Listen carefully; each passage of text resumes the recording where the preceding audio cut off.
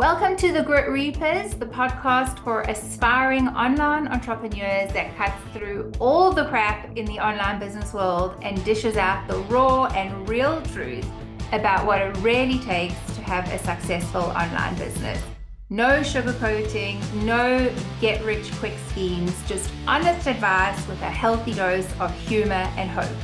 We're your hosts, Gail and Candace, two online entrepreneurs who've been there, done that, and lived to tell the tale. So if you're looking for straight talk, practical tips, and the occasional reality check to get your online business moving, you're in the right place. Let's get down to business. So welcome back to the Grit Reapers. Welcome to all our listeners. Hello to Gail and a Hey, everybody. very special hello to Jen Edmonds. Hi, Jen. Welcome. Thank you so much for having me, Candace. Really excited to chat with you today. And we're so happy to have you here. Jen and I actually know each other. We have worked together in the past. And Gail, Jen, and I happen to be in a common Facebook group with a program we have all enrolled in and, worked through. Anyway, Gail and I met a couple weeks back, and Gail said to me, "Oh, I saw this post. It was so amazing." And she started telling me about this post, and I was like, "Hey, that's Jen's post. I read it as well." And I actually know Jen, and we should totally get her on the Grit Reapers to come and talk about her experience, because both Gail and I felt, Jen, that you just really spoke about something that we loved. We would love our listeners to hear about. And I've actually pulled up the post here. I thought I would just read it out, and then we'll just chat a bit about like what inspired your post and whatnot. So it starts off in like capital letters, biggest realization.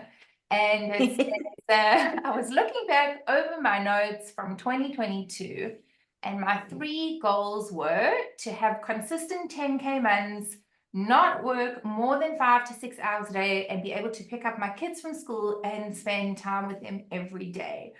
Right now, I'm so focused on my next business goals, which are 100K months, impacting thousands of women over the world and collaborating with some of the industry leaders, that I completely forgot about my original goals. It's been 2 years and my original goals have been realized and then some, but I never took a moment to celebrate that because I was always focused on the next thing.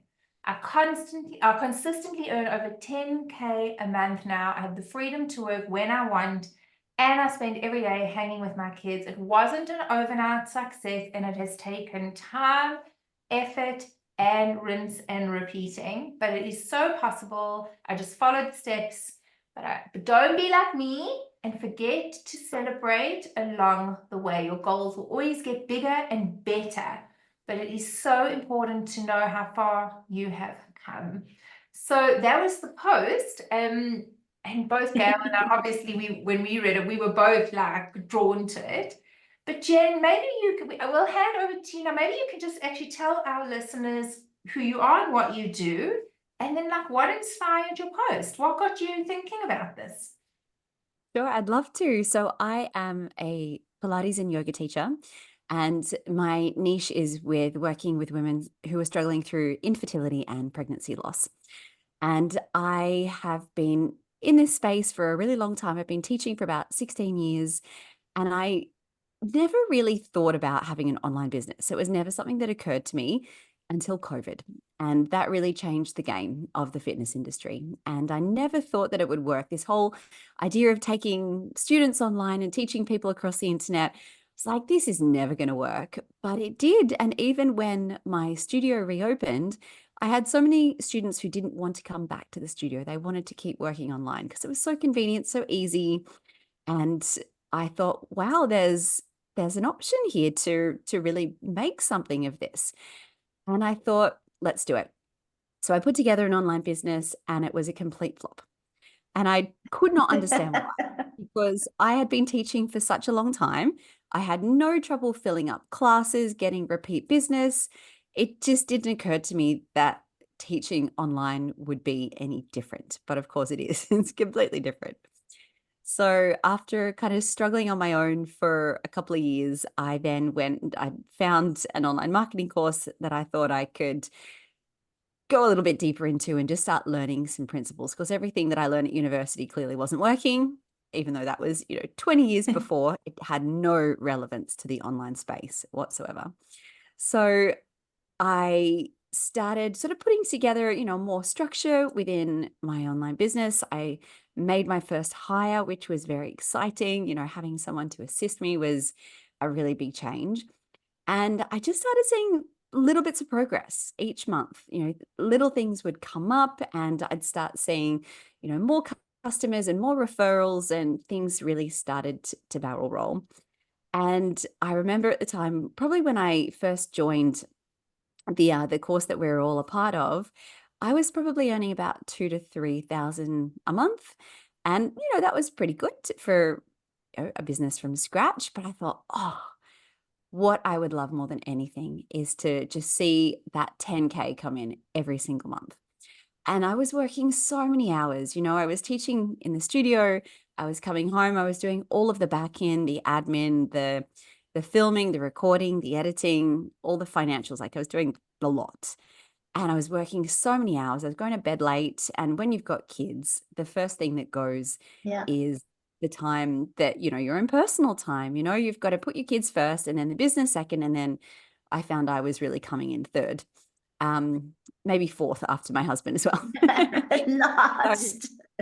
you know how it Yeah, is. last, exactly. Last. Yeah. Yes, last is the word.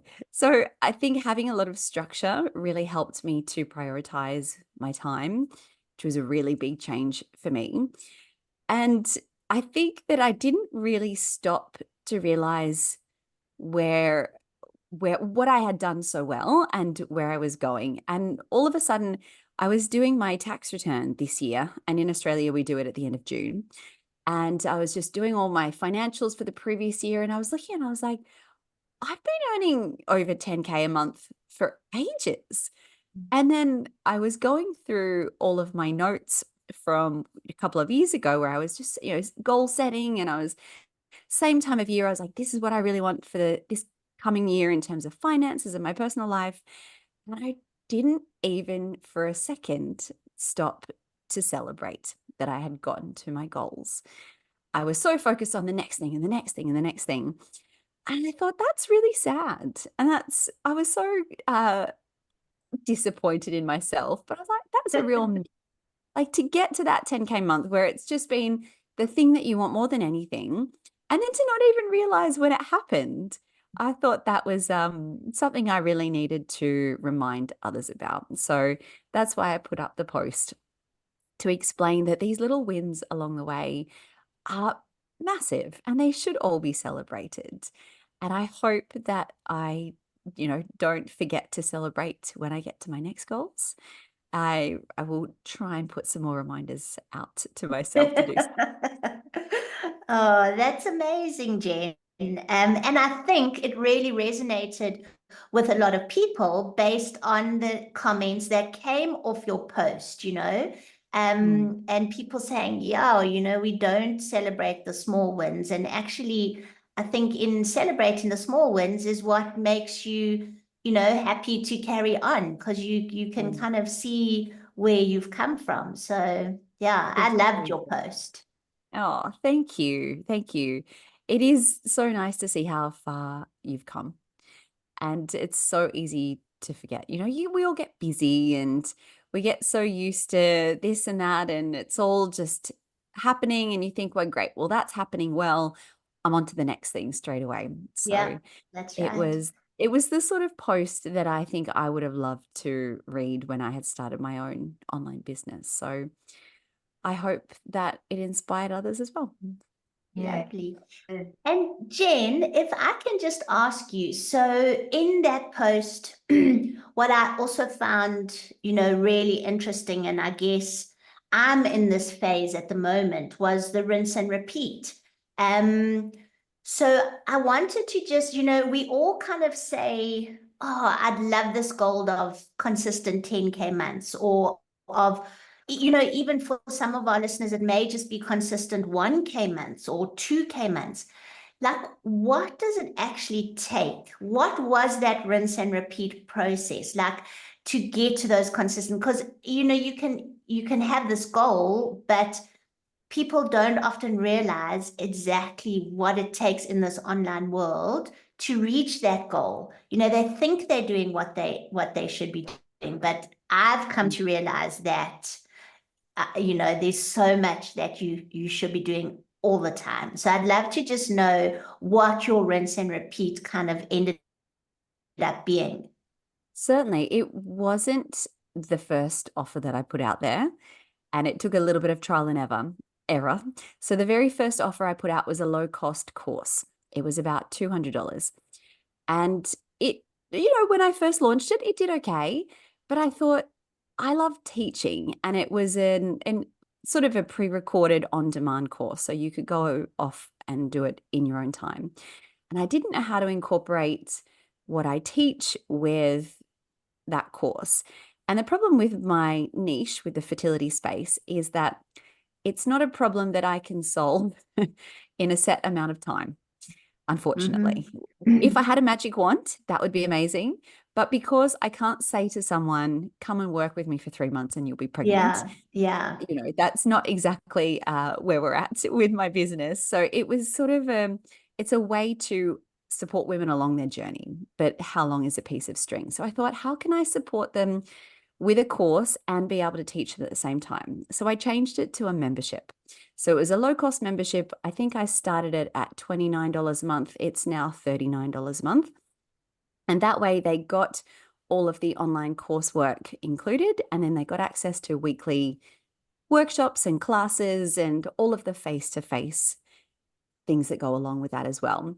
So the second time I launched it, it was the membership, and that did really well. I think that people really liked the idea of being able to try something for a month, see if it worked for them. If not, they can decide to cancel. And so that was within a 6-month period. I had launched it as a course and then later on as a membership. And when the membership did quite well and I had quite a good retention rate, I think in that first launch, I probably had 30 people join the membership, which was a pretty good amount. Great. I then I met Candace and we made a few changes, and we sort of tweaked a few things and just simplified the whole process, made it a lot more streamlined. And then that launch I did after meeting Candace. I think I welcomed 70 new members into the membership. Amazing. And I thought this is the way to go. I'm onto something here. So at the moment, I'm only launching the membership twice per year. And in the meantime, if people still want to buy that $200 evergreen course, they can. So that's always available. But then I only open up the membership twice per year. And so that's what I've just kept doing every 6 months, just kept doing the exact same thing, like the same emails with a few tweaks here and there, the same offer, but, you know, with more inclusions as it builds and we start to add more things alongside it. But that was it. I found what I wanted to teach in a way that people wanted to buy. And I just kept doing the same thing over and over. Amazing. I'm going to just add something, because the privilege of working with someone is that you get to see the behind the scenes stuff, right? And so like I often think when people speak about launching, people think launching is card open, you know, card open. I'm launching, my doors are open, and then card close is when the launch ends. And I actually don't think it works like that. I think you're launching. I think if Jen, for example, only opens her doors twice a year, she's actually in launch mode, probably like the 6 months from the time she closes the doors to then when she's about to reopen 6 months later. You're already launching, right?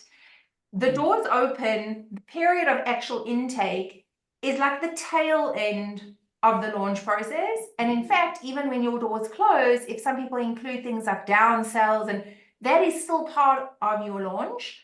Now, the thing that I'll tell you about Jen is in terms of her rinse and repeat system, I was blown away. You know, Jen spoke a bit about how, which I just love, Jen, because I think you flipping are so right. So many people have this thing that are so good at. Like they're known for it. They have like a practice or a studio or in real life, like brick and mortar, dealing with people. You are so good at it. Like people are referred to you all the time. Then you come online and you just think that is going to just carry over. And you're like, what the hell? I can't sell this, you know? So I true. just loved it because I was like, oh, So true. I Been all of there. us been there, yeah. But what I was gonna get to is like how Jen speaks about, and again, I think so many of us will relate to like doing all the things, like doing all the things. You're still trying to do the thing in your real life, like, you know, to bring in money, but now you're trying to do this online thing and you're doing the social media and your content and your emails and then your business, you know, all the stuff, right? And I was blown away that this woman consistently prioritized making content.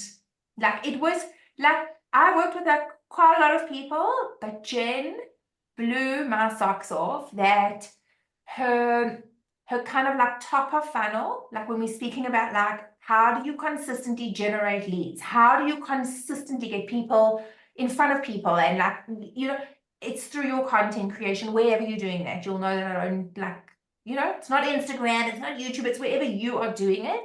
It's like your top of funnel. You've got to be creating content because that is like the way people find out about you. And Jen, Gail, if you're asking like, what does Jen do that is part of that rinse and repeat system? Yeah. Like she just knew this was a priority. Like she had to be creating content for her business and she did it relentlessly. Like there were times where I knew Jen was living in like Dubai when we first met. Hey Jen, you were in Dubai.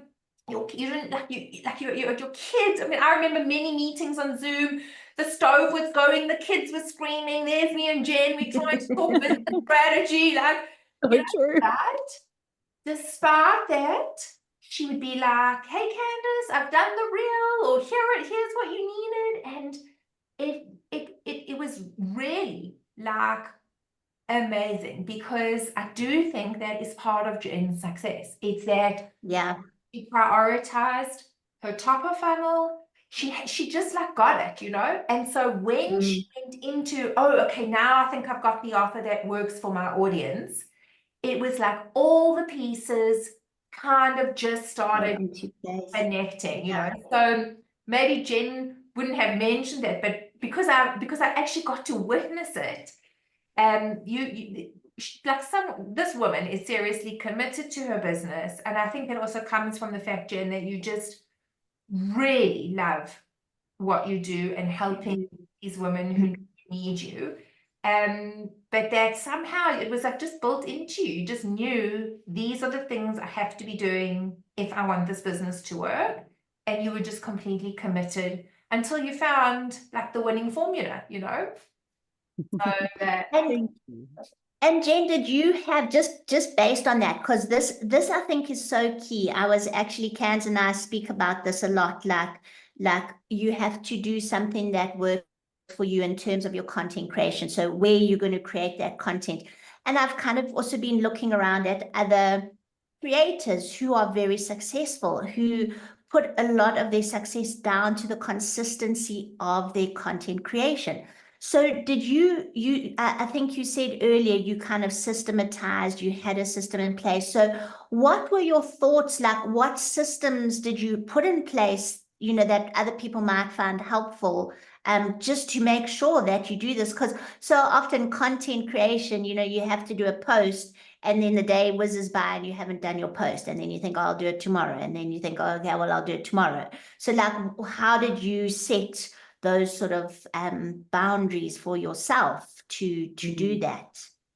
So I set aside a day a week for content creation, and I have to create a lot of content because I film full-length sequences like yoga sequences, Pilates videos, as well as the podcast that I run, as well as all of the social media content. And all of that is very different. And yes, it kind of interweaves with each other and you can use the same themes throughout, but it is a full day every week for me. So I think just having that in the calendar, like writing everything down, like what has to get done.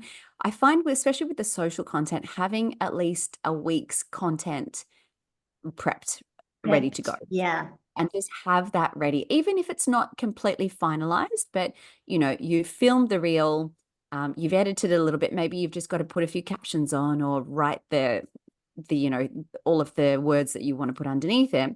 But if you do have one of those days where everything just goes haywire and you've got no time, at least you've just got something ready to go. Ready to And I go. think the thing that Candace taught me the most was that it doesn't have to be this amazingly perfect thing that takes you hours for one post. The best posts I've ever done, I'm sure everyone can relate to this, were really the 5-second videos that I filmed because I thought that trending audio was funny. So I'm like, cool, I'll just throw that up today, and that really helped getting out of my very type A perfectionist mindset and personality of being like, every video has to be perfect. And I just don't care these days. I think also that having another thing that Candace really helped me with was knowing exactly what you were creating. Yeah. So there's different content for attracting new leads, as well as content that nourishes and nurtures the ones that you've already got. And then sort of that content that's doesn't always perform so well in terms of reach, but it's really valuable, like how-to content, It's not funny, it's not super relatable stuff. It's what I do for a living. So people know what I do. So I think you need those 3 things across what you're doing. So yeah. And the consistency, I think that's just the biggest thing. And it's really hard because when you're putting out video after video and it gets 100 views and no one likes your posts, and it just doesn't matter. Just keep going. And I repost a lot of stuff. I might tweak things here and there, but I have some of my most watched videos and most shared posts have been stuff I posted a year ago that I just reposted in the last month because it was the school holidays and I didn't have any time to create anything new. There's nothing wrong with that because people forget, people don't care. You got so many new followers coming in that they haven't even seen it. I think that was those 3 things really helped me. The consistency, knowing what you were posting and why, and having that schedule to get everything prepped. Yeah. And I mean, that's amazing. People need repetition. Like human beings have to hear we have to like repeat and like for all of us in our businesses, there's just certain things that like it's prolific. It's always going to be relevant. And it's the thing that people need to hear over and over and over again. I always use that analogy of like a present, like someone arrives on Christmas morning and there's like the most freaking amazing gift in a box, but it's wrapped in like dirty newspaper. Like just rip off the newspaper and go find amazing, like colorful wrapping paper. The gift is the same. You've just packaged it differently, and your content can be the same thing. It's like the information, the message is the same. Just throw some different wrapping on it.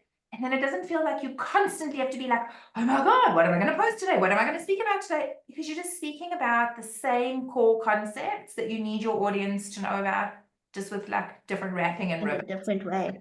Yeah. Exactly. So true. And it makes your life so much easier when you don't have to reinvent the wheel every day. I literally just write the same things over and over again and no one cares.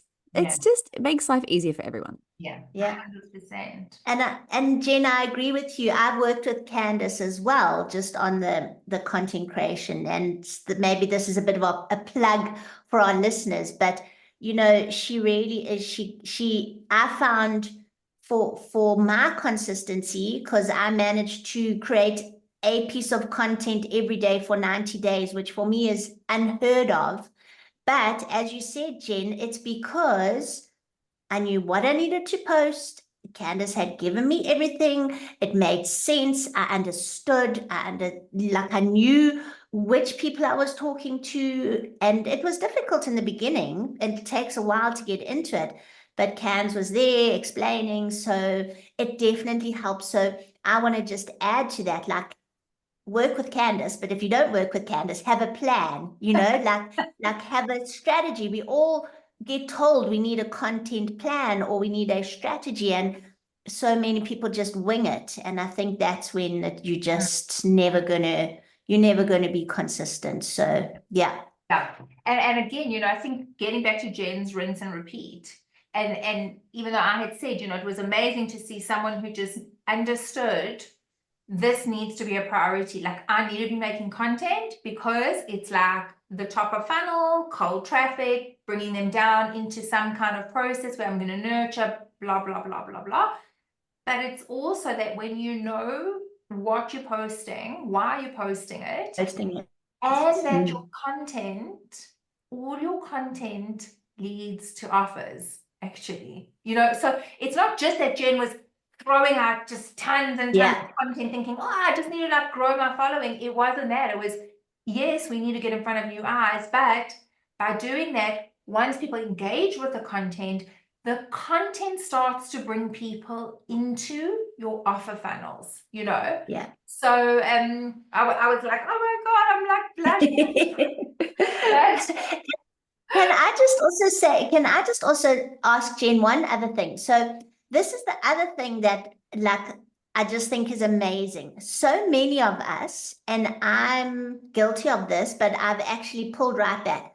So many of us create an offer, and then we look to create the next offer and the next offer and the next offer.